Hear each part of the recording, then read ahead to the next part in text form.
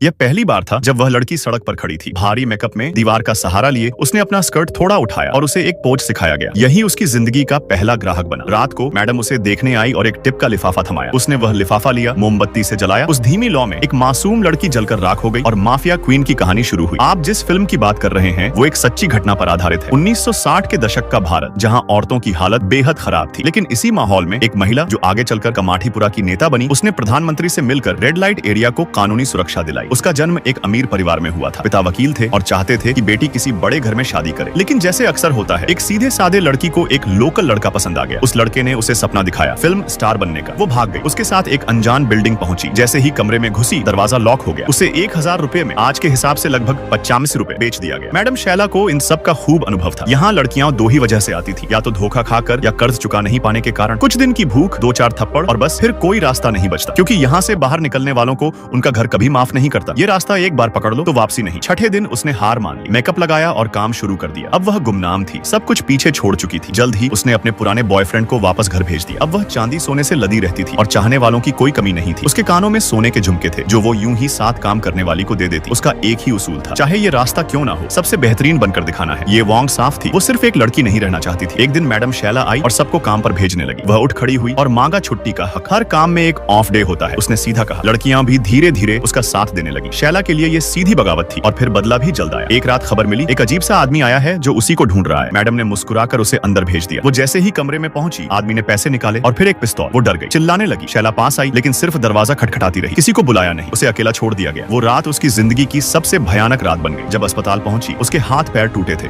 और पूरे शरीर में 20 से ज्यादा टांके लगे थे। शैला ने नाटक किया, मैंने तो पहले ही कहा था ये रास्ता आसान नहीं, लेकिन अब वह टूटने वाली नहीं थी। उसे समझ आ गया था कि ये सब उसके बढ़ते असर को कुचलने की साजिश थी। अब उसे सिर्फ एक ही काम करना था, पूरी ताकत से पलटवार। जैसे ही थोड़ा ठीक हुई, पता लगाया कि वो आदमी एक गैंगस्टर था और बिना किसी डर के अकेली जाकर मिल ली, सीधे अंडरवर्ल्ड डॉन से।